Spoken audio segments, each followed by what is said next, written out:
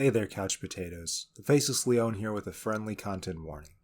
In this episode, we discuss Promising Young Woman, a film focusing primarily on sexual assault. We understand and respect if you're not in a place to listen to a discussion about this hard topic.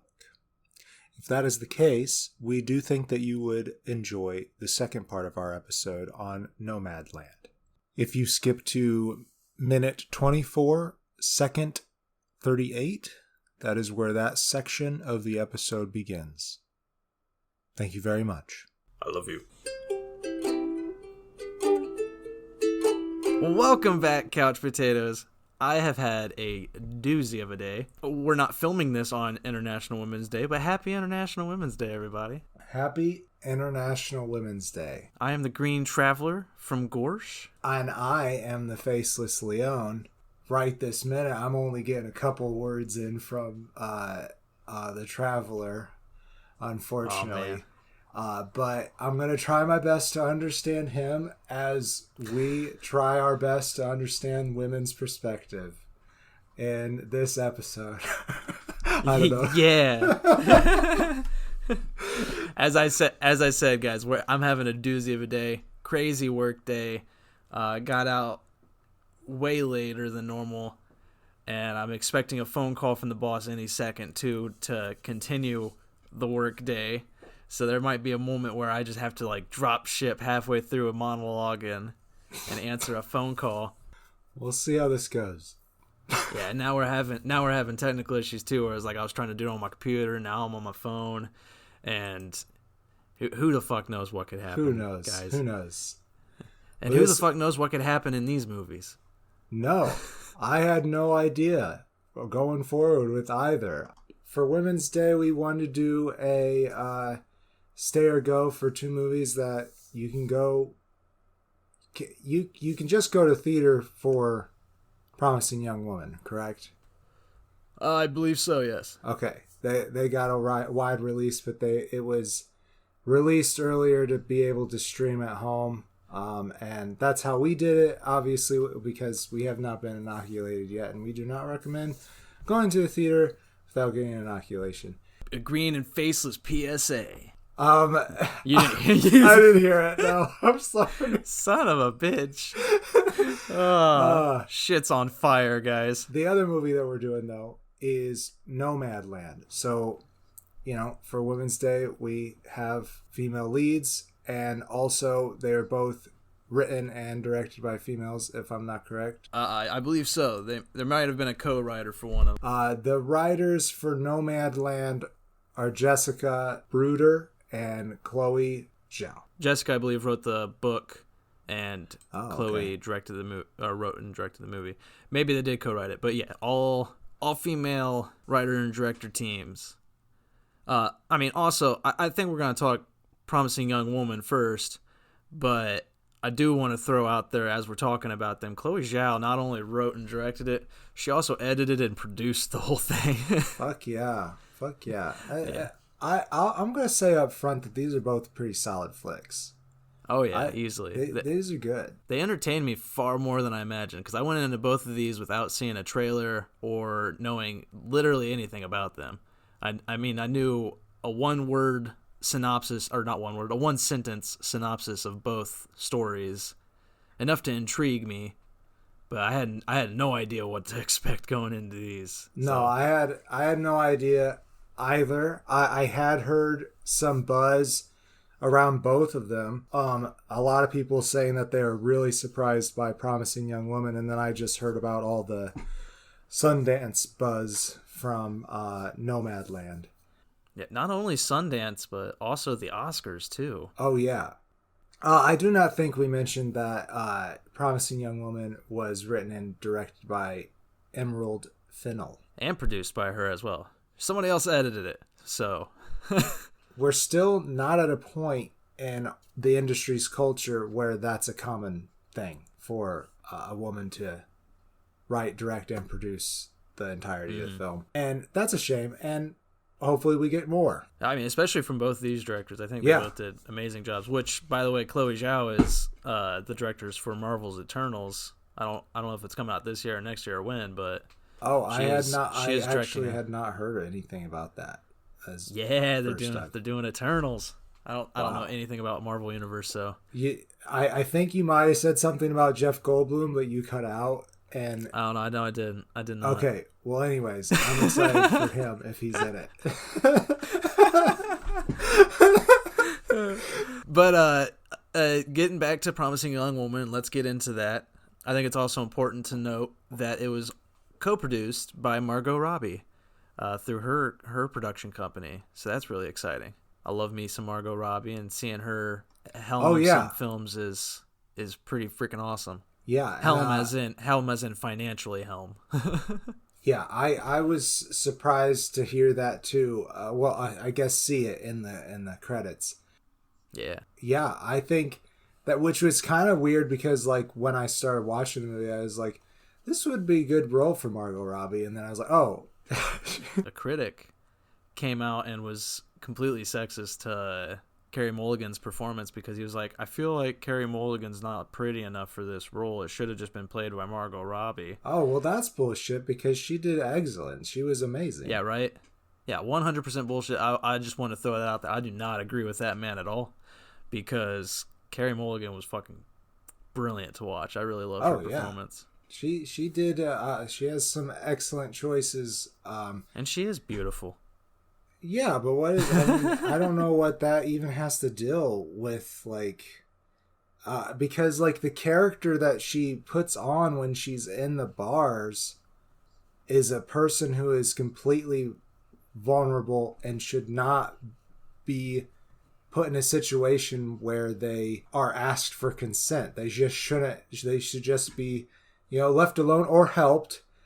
I don't know, yeah. But that's kind of a weird thing about this movie. Yeah, let's get into it because that's the synopsis. Is Carey Mulligan plays Cassandra, a promising young woman who, as you said, she acts like she is a vulnerable, blackout drunk woman at a bar. She goes to bars and she just splays out on the couch and just drools and in these guys pretending to be nice guys trying to help her. That's one of my favorite things about this movie is the dissection of the nice guy, because you have actual nice guys and then you have guys who like to say that they're nice guys. Which is like, I'm sorry, if you have to go out of the way and keep reminding people that you're a nice guy, you probably aren't not a nice guy. Yeah. Oh man, I was really pissed at the first guy. I was at him the most because it seemed like he was standing up to his friends in this scene, which is a very smart scene on the part of the director and writer. But that just pissed me off so much that he acted like, I'm gonna help her get home, and then he takes her to his place. Like, what a fucking asshole. I mean, all the men in this movie are fucking assholes, but it's 100% true. And like Emerald Fennell, the director, lures you into with those scenes. She always it's really good because you do see these guys and you're like, well, maybe they are a nice guy. Because as you said, he defends himself to his friends. He's just like, shut up, I'm gonna go help her. Like, you guys are fucking sick. Yeah. And then he gets her into a cab and is immediately like, hey, cabbie, you wanna change the address to my address? And yeah. It's like, what the fuck, dude? Yeah, the cab driver just like rolls his eyes and he's like, that's disgusting, but it's money. So yeah, I know, which like, man, is she gonna go take her little book to that guy too? I mean, she should. He definitely played a part in not helping her out. Yeah, exactly. I mean, I don't know their policies. I'm sure there might be like some kind of policy that'd be like, you're fired if you do this. But then there's a moral dilemma of, do I really want to be a fucking taxi driver and drive rapists around?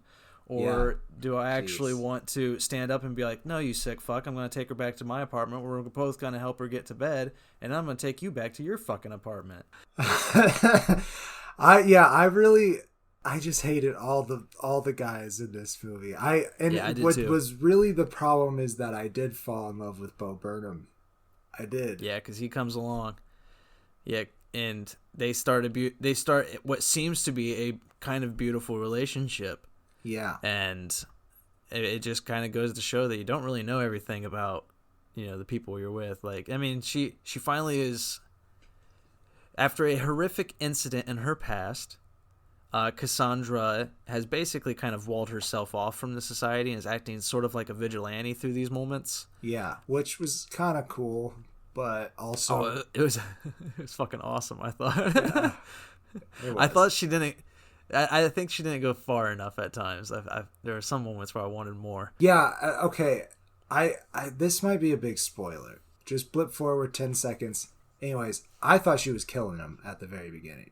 I thought she was killing him. And I was like, this is a completely different movie than what it is. Yeah, I was gonna say I don't think it's a spoiler because I was gonna go there too because what she's doing is she goes to these bars, she gets these nice guys to bring her back to their apartments, and then she reveals to them that she's completely sober. And the first scene cuts after that reveal. You don't know what she does to the guy, and you're like, is she killing them? Is she what is she maiming them?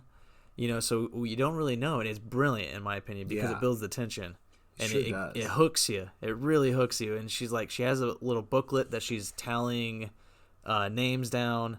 She'll write down the guy's name, and then she'll flip to the back and make a tally mark. And she always has different colors. I didn't know if you noticed that, but there's different color tally marks. So I'm wondering if she did kill a few of them. Because there are some that are like a red tally mark, and maybe that just meant that they were more violent. See, you know what? I did not think that was anything on the prop master's side, anything other than, well, you know what? People don't always find the same pin. That's what I thought from it. But you know what? That might, but I think it's always better on the critic's standpoint to see something, even if there's not something. So I really like that idea that maybe she has a system. That's interesting. Because not every single one of them is also going to act like Christopher Mintz plus. He comes along as one of these nice guys later in a little cameo role. And, when she reveals that she's sober to him, he just, he panics. He's just like, oh fuck, and like his whole sense of his identity, I think, kind of shattered in that moment where he was just like, oh fuck, who am I?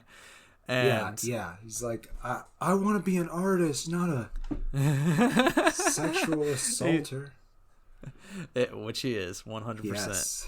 Yes. But he's like cowardly. He was an easy one because she was easily able to make him feel like shit and make him realize what he does to people. And maybe some of these that she touched, maybe they've changed their ways, or they'll go turn themselves into the police or come out and something. But I mean, I doubt it. But maybe. But then there's those little red marks. There's only a few red ones that I was just like, I'm thinking maybe they were the violent ones. Maybe she revealed she was sober and it became a fight. And who knows? I think it was just a nice fun detail that like just caught my eye. But that's the thing about this, to go back to what we were talking about before that, is she's a vigilante now, and she's closed herself off from the world. And then Bo Burnham enters her life, a kid from college that she knew. Yeah. And I think it was med school. Yeah, and it was around the time of the big incident that changed her life, which I don't know if we should spoil, but we should definitely put a trigger warning before.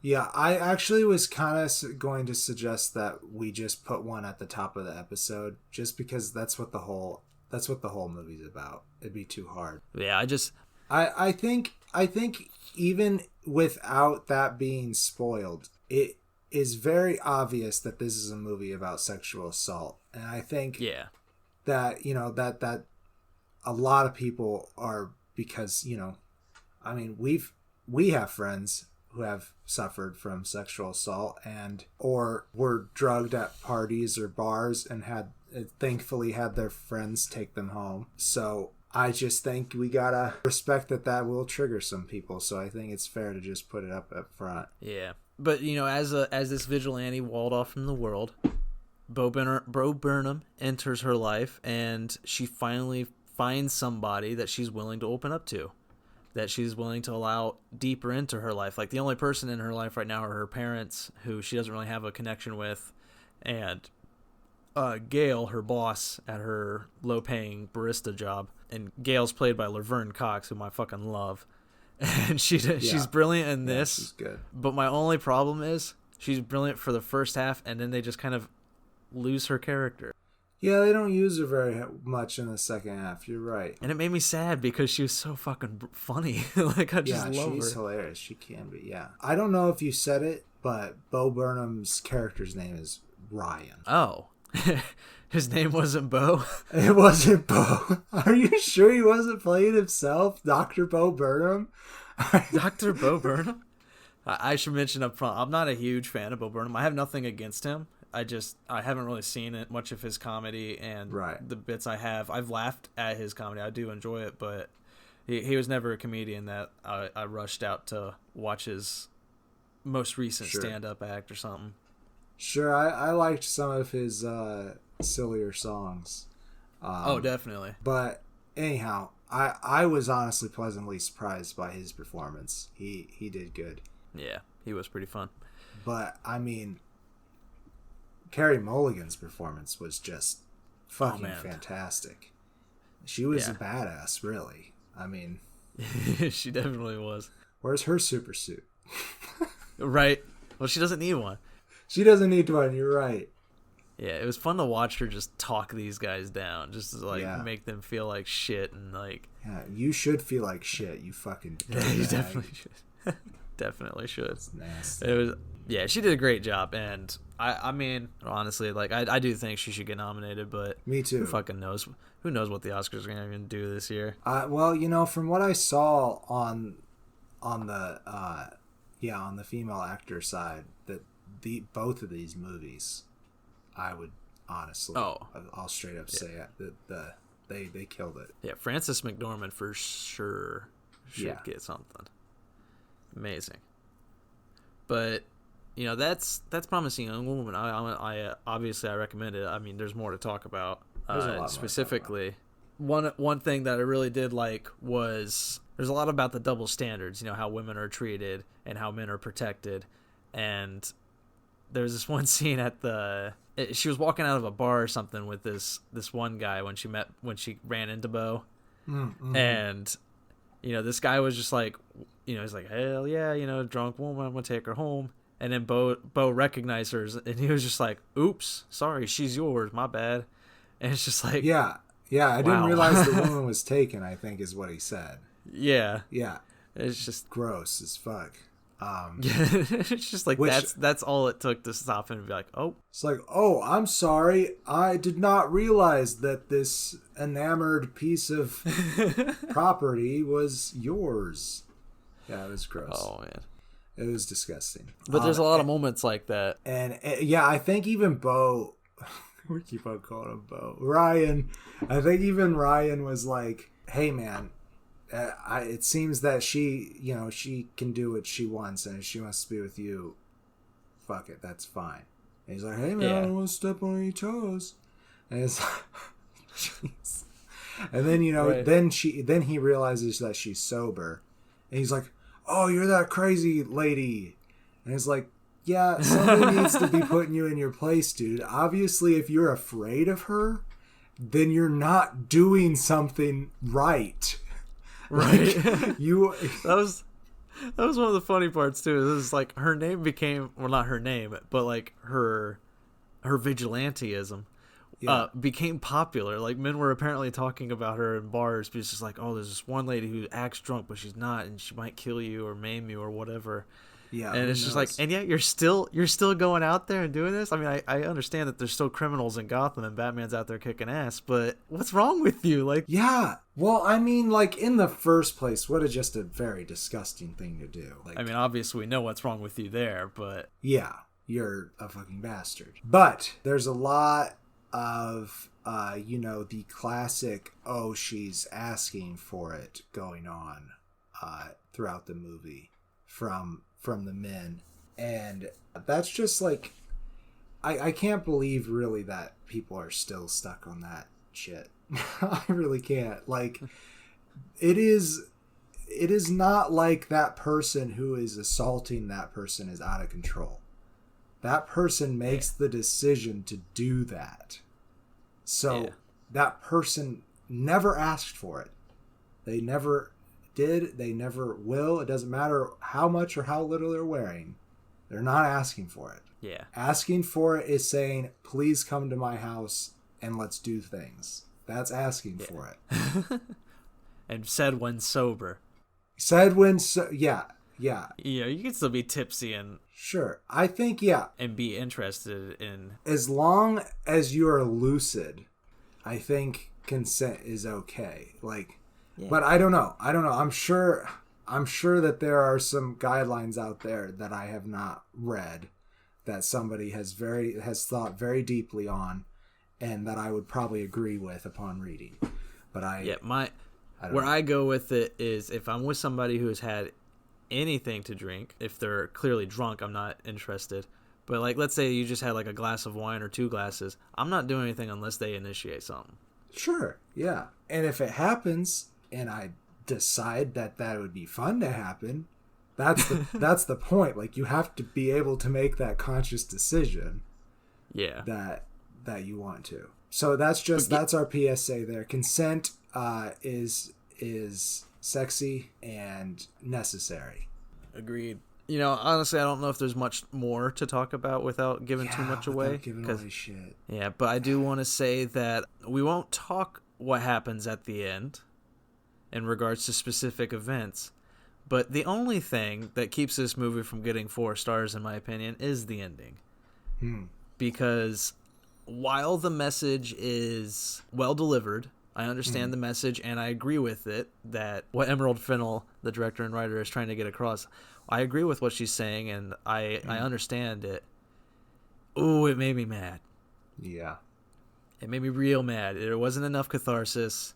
Yeah, I don't want to give it away, but it's just that's the only thing that keeps it from getting a 4-star rating for me, because it is a 3.5-star movie. That's what I give it. And brilliant acting, brilliant directing, everything was hooking me. I was all on board.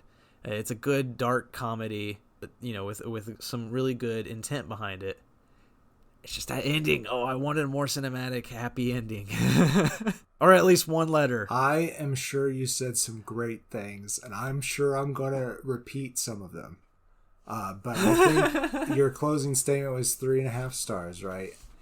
Yes, sir. And I heard you say great acting, great directing, all of that. And I heard you talk about the ending. And we talked a little bit about the ending before this. So what I did miss, I think I can fill in the blanks.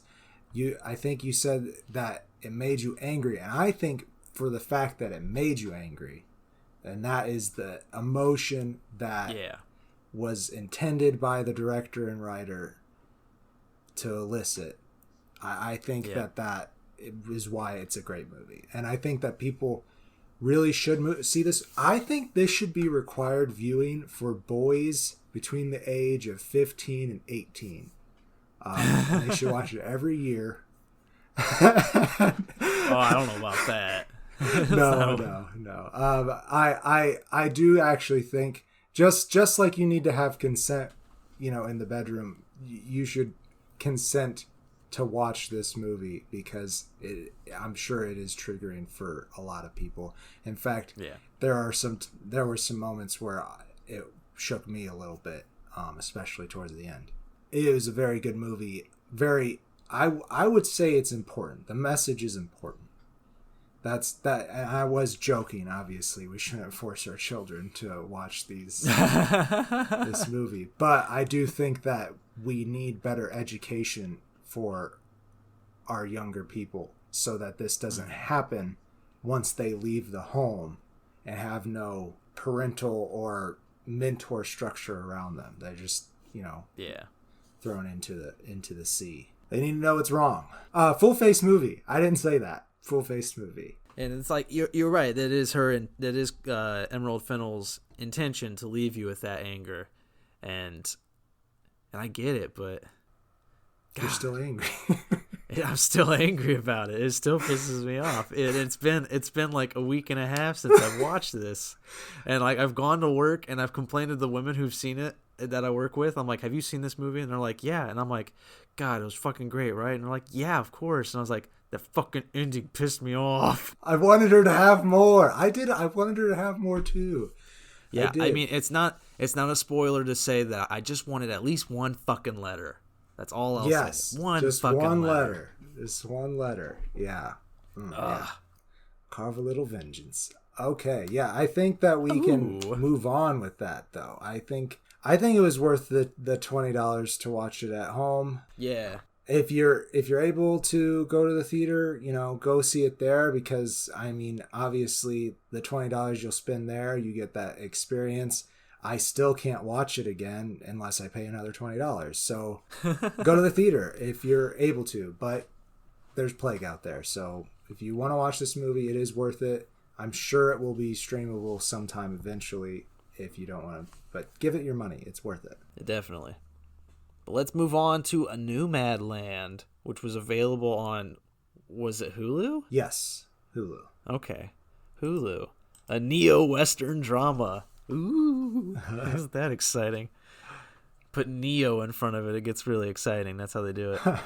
As you said, it was based on a novel, Nomadland, Surviving America in the 21st Century by Jessica Bruder. And it stars Frances McDormand and real-life nomads. Yeah. The people who were part of the van life. It's about, in the late 2000s, there was the Great Recession, and people basically lost everything. Specifically, Frances McDormand's character. I don't know if I wrote her name down. Fern. Which, Thank you. could be a nickname for Frances. Yeah, honestly. Because, David Strawthrain, I think that's how you say his name. I could be wrong. But I really like him. But his name is Dave in this. And, everybody else got to keep their own name because they're playing themselves. So maybe that's something they did. Slightly fictionalized versions of themselves, but the real life nomads are Linda May Swanky and Bob Wells. And Bob Wells is the character that kind of draws Frances McDormand, Fern, into this. Yeah. She sees a video of the van life. What specifically happened to her was her entire city was basically removed from the map, right? Like her zip code was just gone, so she had nothing. That's kind of crazy. So it was a town based around a slate rock factory, something like that, or a quarry or something. And after 88 years of business, they very suddenly shut down, and it just destroyed the town's economy, and people fled like an exodus. And then, like you said, the zip code just was gone. Yeah, and she and her husband, I believe, both worked there, and everybody's story in this is just a sob story. There's kind of a slightly funny, slightly not so funny scene where they're all sitting around a fire and telling each other their stories, and it's funny in the regards that they'll say something and they'll say it so lightly and casually because it's just their life. They're just used to it, and they found a way to look back on it as I remember those days, haha. And but then you also get to hear the more realistic harshness of their lives, where they lost loved ones or lost all their possessions except for their van. And so now they're just souping up their van and making it look nice and driving around, sightseeing, just seeing the American Western all year countryside. long. And it's it's beautiful, it's sad, melodramatic, but very real. These people are very real. Hell, that's one thing I wanted to mention, is that Frances is so good at just playing a natural human being. It is uncanny because you're not really, every performance has a little bit of gloss on it, right? So people get pretty fucking close sometimes, or they'll have a performance that draws you in so much that you forget that it's not real life. But there are moments where I'm like, that is just her playing. That's just her being Frances. That's fucking awesome. Especially when her and Dave are at the zoo with the crocodiles. Oh God, yeah. That scene is awesome. I love it.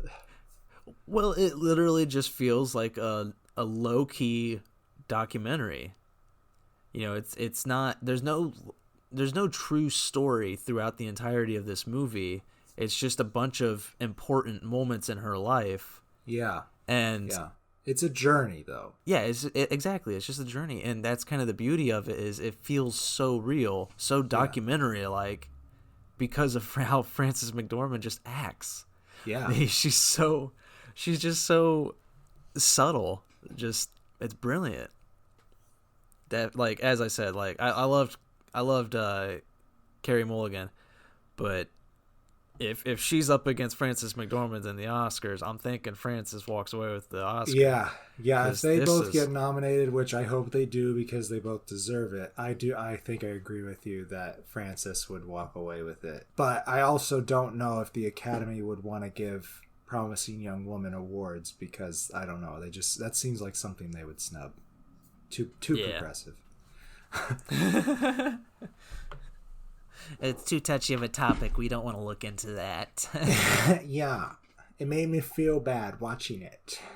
The white boys on the board are they're feeling a little iffy about their own personalities right now. They're feeling called out. They're feeling attacked. They don't like being victimized. Fuck. All right. Fuck us, white men. We suck. Well, yeah, fuck us. But go ahead. All right, I'll go.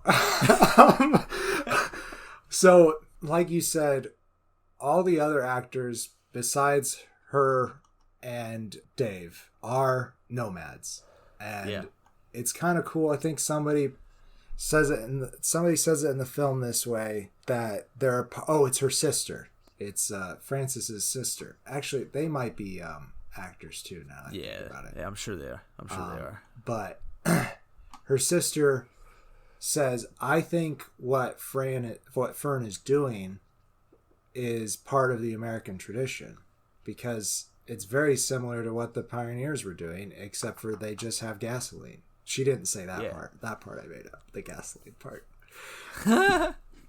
They just have vans. Yeah, they had caravans, not vans. Yeah, and something like that. Something like that. Anyways, I really like how they kind of focused, it wasn't super focused on, but they had a couple of scenes where they were showing off what they did to their van to make it more livable, and that was a lot of fun. You saw it inspire Fern. Inspire her. She would watch all these people soup up their vans, and she's like, "I kind of want to do that. I think I can do that on my van." Yeah, and I loved how she had and it was all custom done stuff that she'd either done herself or found somebody to do for her. And so there's this cutting, it looked like it might have been a cutting board at one time that she turned into a cabinet that folded down, and then it gave her extra counter space, but it was also where she kept her her very precious dishes that her father gave her. Dishes which Dave just fucking dashes on the ground like an asshole. Dave. But Dave is so nice. Dave really is a nice guy. You would hope. Yeah, you hope. But he also, I guess his backstory is that he didn't really stick around to raise his son. But his journey kind of changes to where he stops being a nomad and he sticks in one place so that he could be there for his son's kid, which it's a nice story. It's really touching. And Fran's involvement in that story is great. How she is involved. I don't want to give too much away, but how she is involved in that story kind of just makes you tear up a bit. It's just so real how her emotions affect things. I mean, that's the thing is you hear all the other nomad stories, and I mean, of course, Fern tells her stories too, but we only really see Fern's story. We're only really attached to it.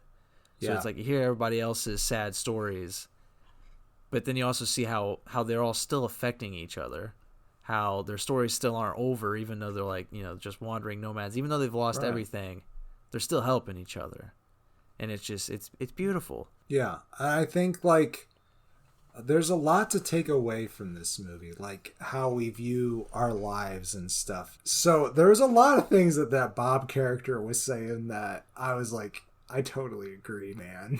With the we accept the yoke of the dollar because we know I don't remember exactly what he said, but it was beautiful, and I was like, man, that is just exactly how I feel about our economy right now. Touched your heart.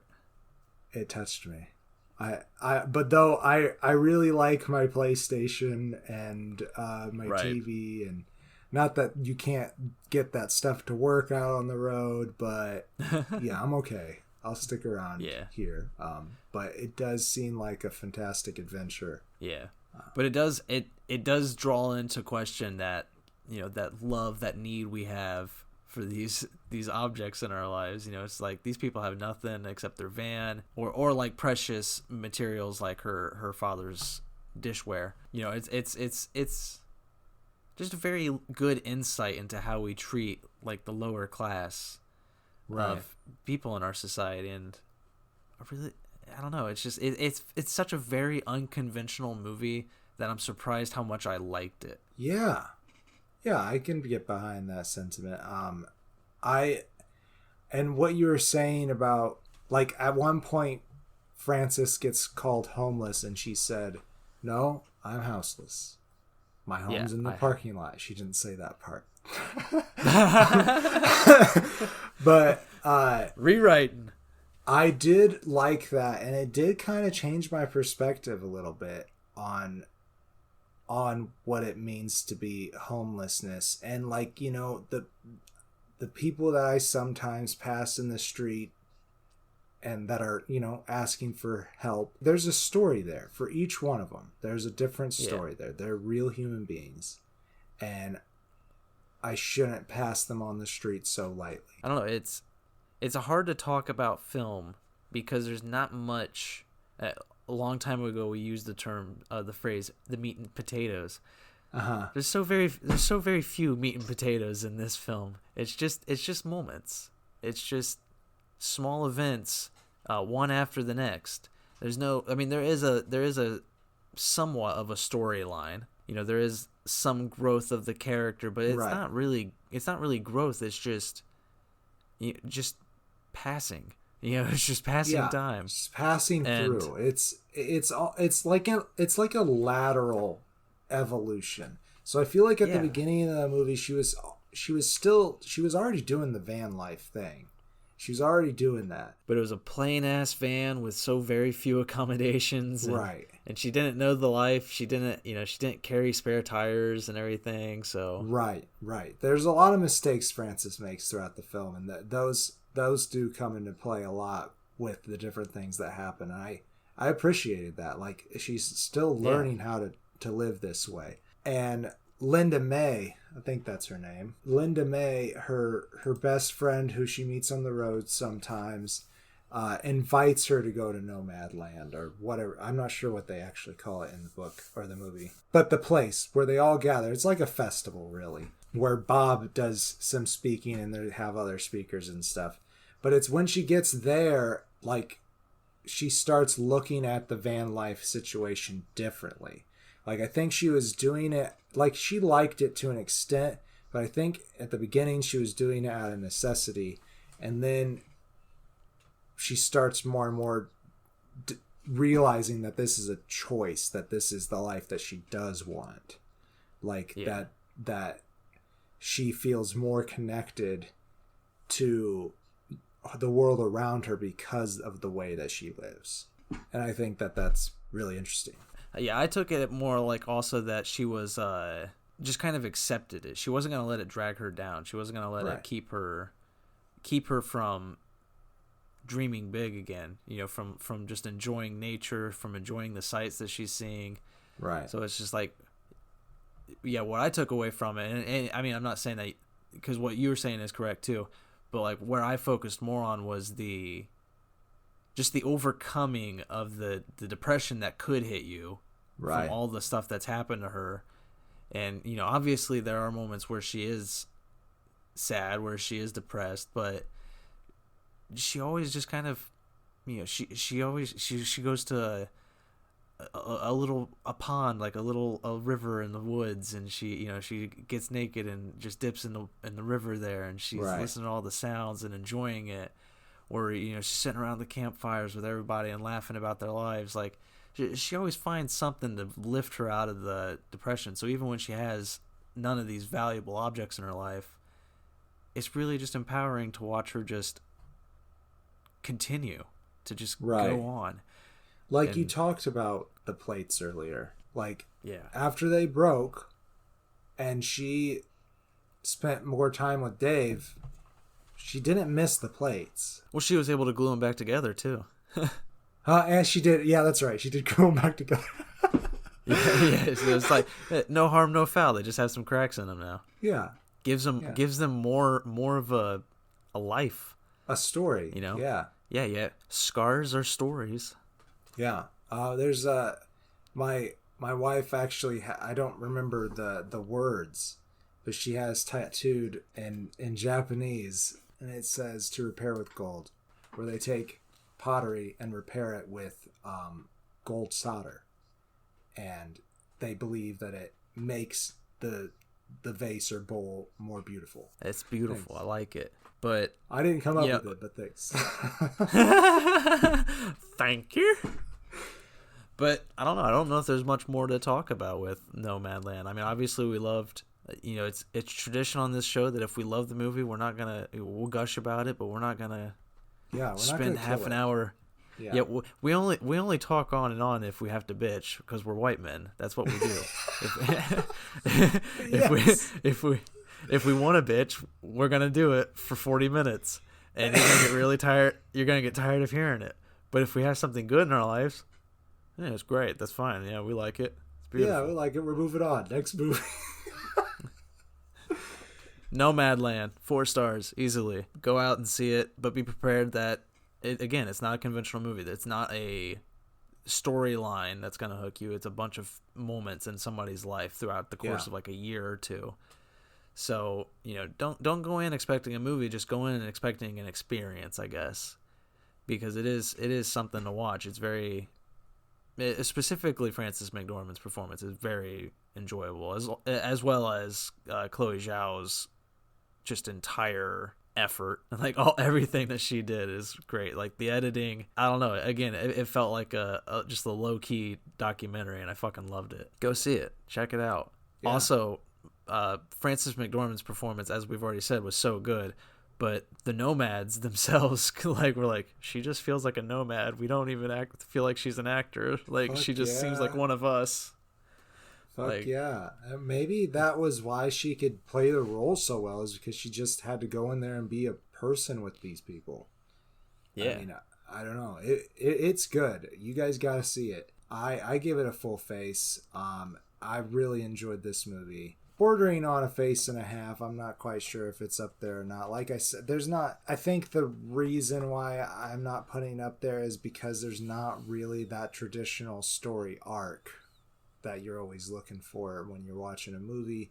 It does kind of feel more like a documentary about what Frances is doing with her life. And I love it.